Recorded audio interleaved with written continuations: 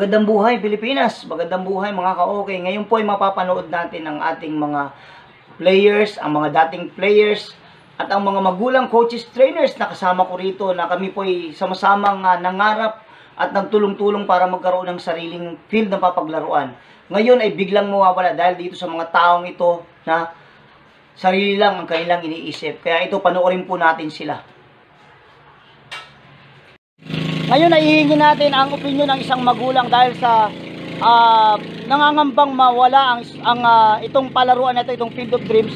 Siya ay isa din dating atleta at ang kanyang mga anak ay nakapag-aral ng libre sa college. Ang kanyang isang anak ay nag-aaral sa University of Santo Tomas at siya ay baseball player at scholar doon. Ngayon, ano ang hingin natin ang kanyang opinion, si Coach Paul, at siya din ay tumutulong sa mga pag-develop ng mga bata rito at tulong kami sa pagano. Ano masasabi mo sa ganitong pangyayari na ito ay pwedeng mawala sa atin? Masakit sa kalooban, lalong-lalo na sa mga anak ko, sa mga kabataan namin dito, sa mga kapwa ko magulang na pagmitingan namin, bakit gano'n ang ginawa sa amin, bigla-bigla, paalisin kami rito, hindi namin alam, kasi hindi kami nakapag-practice gawa ng pandemic. Alam natin yan sa pandemic. Ngayon, biglahan sila yung nagpuntahan dito at aangkinin ng aming baseball field na to. Masakit para sa akin kasi dito naglakihan ng anak ko, dito sila lumaki, dito sila nakapaglaro, dito sila nakilala, nakapag-aral. Hindi lang ang anak ko, maraming mga bata dito ang nagsipagtapos na, nakapag-aral ng husto. Tsaka nagkasama-sama mga batang Tondo dito sa Fields of Dream, Smoky Mountain. Ngayon, isa pang magulang ang tatanungin natin sa kanyang opinion. At alam nyo ba, itong parent na ito ay siya ay talagang nagturo din sa mga bata, nagtiyagang mag-train sa mga bata. Napakatiyaga, matagal ko na siyang kasama rito sa field na to at talagang alam nyo ba na ang kanyang mga anak ay nakapag-aral lahat ng libre sa college at ngayon ay meron siyang mga anak na member ng national team ng softball, si Jeron Riparip at saka si Gino Riparip.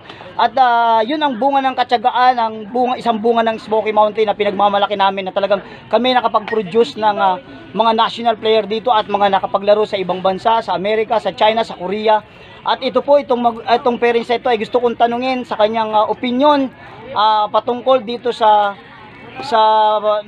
itong pangyayari nito na posibleng mawala sa amin itong Smoky Mountain Field of Dreams. Ito si Coach Gary. Halika, Coach Gary. Ayan. Ito si Coach Gary na talagang napakatyaga. Ngayon, ano ang nararamdaman mo na itong ating field na to ay posibleng mawala? Sa akin, masakit siyempre kasi sa tagal ng panahon na pinanatili natin to, bigla na lang mawawala. Sayang naman yung mga batang tinuturuan natin. Ayun, talagang totoong sayang. Napakarami kasi namin bata na tinito, libong mga bata na. Pati mga taga-ibang lugar ay talagang nakikinabang dito dahil pumupunta dito at nagpapaturo sa amin. At ngayon, ano ang plano mo kung sakaling talagang ito ay agawin at kunin sa atin? Anong pinaplano mo sa sarili mo sa ating programa ng softball at baseball? Itutuloy pa rin natin yon. Hindi mawawala sa atin yung pagtulong sa mga bata, sa mga nangangarap na matuto, makapagtapos ng pag-aaral sa pamamagitan ng paglalaro ng baseball at softball. Itutuloy natin yon kahit anong mangyari. Kasi yan na yung pinakang natin, passion. Yun ang ating adhikain sa buhay, makatulong sa mga batang nangangarap na makatapos ng pag-aaral. Para matulad sila sa mga nakaraang mga manlalaro natin na malayo ang narating, mga nakatapos ng pag-aaral, ngayon mga successful na. Sana tuloy-tuloy at itutuloy natin para marami pa tayong matulungan. Yun lang po. Ayun po, nakita nyo naman kung gaano yung sakripisyo at talagang kami rito, si Coach Gary at yung kanyang mga anak na nandito ay talagang tumutulong na rin sa pagtitrain ng maliliit na bata. Pati alam nyo, ang kanyang mga anak lahat yan nakatapos dahil sa baseball at softball. At kaya alam nyo ba na wala kaming bayad, hindi kami sumisweldo rin, wala kaming kinikita rito, pero ito ay masaya naming ginagawa, kagaya ng ginagawa ni Coach Gary, na masaya namin ginagawa na kahit wala kaming kinikita ay masaya kami na yung mga bata na tinitrain namin ay nadidevelop, nakakapag-aral ng libre sa college. Kaya yun po ang aming sigaw na talagang isave natin ang Smoky Mountain Field of Dreams. Ayun po. Okay. Tama-tama yun talaga, sir. I-save natin yung Smoky Mountain para sa mga kabataan gustong matuto. Isa po ako sa mga nalungkot nung nabalitaan kong mawawala ang field na ito dahil ito po yung naging dahilan upang magsipag ako sa pag-aaral at ito rin yung dahilan kung bakit pagtapos ako ng pag-aaral sa kolehiyo at napakalaking tulong po ng field na ito dahil mga panahong tinatamad ako mag-aral at gusto ko lamang maglaro, hindi naman pwede yun lalo na po sa college, kaya naging balanse ang aking kaisipan, paglalaro, pag-aaral. Kaya laking papasalamat ko po sa field na to dahil ako nakagraduate at ako po isang graduate teacher na ngayon. Ako po si Francis Paul Nabal na dating manlalaro ni Coach Manny. Malaki po ang naitulong sa akin ng paglalaro ng baseball sa ilalim ng paggagabay ni Coach Manny. At ang Smoky Mountain Field of Dreams ay isa sa mga lugar kung saan hinukubog ang mga manlalaro ng Maynila. Ito po ay lugar ng pangarap at pag-asa ng mga Manileño. Save Smoky Mountain Field of Dreams. Ako po ay si Edgar Lariosa. Ako po ay taga-Tondo, Smoky Mountain. Ako po ay nakapagtapos dahil po sa paglalaro ng baseball. Ako po ngayon ay isa ng public school teacher. Save po natin ang Smoky Mountain Field of Dreams. Hi, ako si Celine O'Hare at ngayon ay nag-aaral at scholar sa UST. Nakakalungkot lang dahil ang Smoky Mountain Field of Dreams na isa sa tumulong sa akin upang mahubog ang aking talento sa larangan ng softball ay mawawala na. Ang field na ito ang isa sa mga tumulong sa akin upang makalaro at makapunta sa iba't ibang mga lugar. At nakakalungkot pa dahil maraming mga kabataan ang nangangailangan nito. Save Smoky Mountain Field of Dreams. Pag kinuha nila tong field, para na rin nilang kinuha yung pag-asa namin na magkaroon ng magandang direksyon sa buhay. Para na rin nilang kinuha yung mga goal namin sa buhay.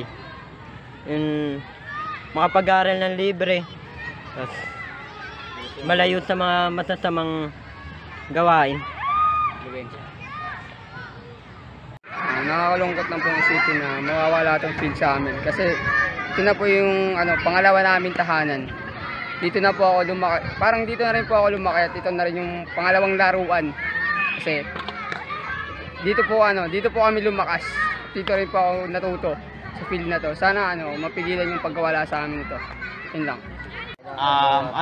Nararamdaman ko, una, malungkot, tsaka pangalawa, pagkadismaya. Siyempre, marami nang nagawa at tsaka natulong sa akin tong Smoky, tsaka ito na rin yung ginawa naming field para sa amin. Kapag may laro, pag malapit na yung laro, dito kami nagtitraining para lumakas.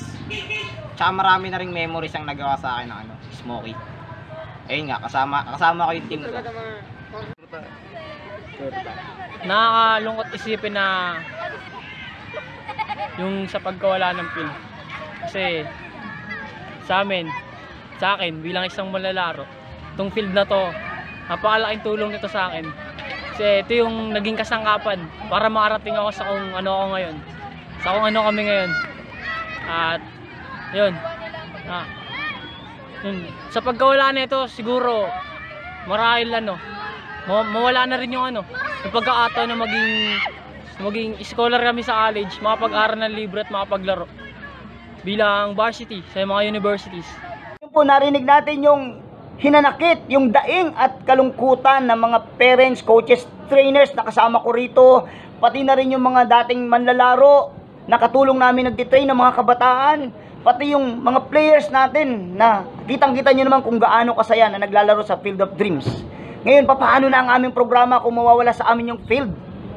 Alam nyo kami, from the start, nagtulong-tulong kami. Kasama namin ang mga bata. Pinatag namin, nilinis namin, inalis namin ang mga basura. Ngayon, na maayos na, bigla nilang kukunin. Kami rito ay nagtitrain. Voluntaryo, walang bayad.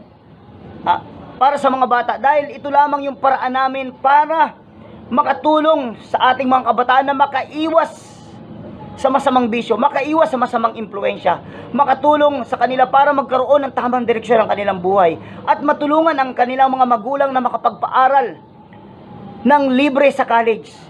Dahil karamihan po sa ating mga manlalaro ay talagang mga mahihirap at talagang nangangarap makapag-aral. Kaya nakakalungkot po itong gagawin nila sa amin. Nakakalungkot po na hindi man lang nila consider ang aming programa. Hindi ko alam kung sarili lang nila ang kanilang iniisip. Napakasakit po. Kaya sana ay patuloy na tulungan nyo kami na isigaw to save Smoky Mountain Field of Dreams. Patuloy nyo kaming samahang manalangin at patuloy na i-share natin yung video para makarating sa kinauukulan na pwedeng tumulong sa atin. Maraming salamat po at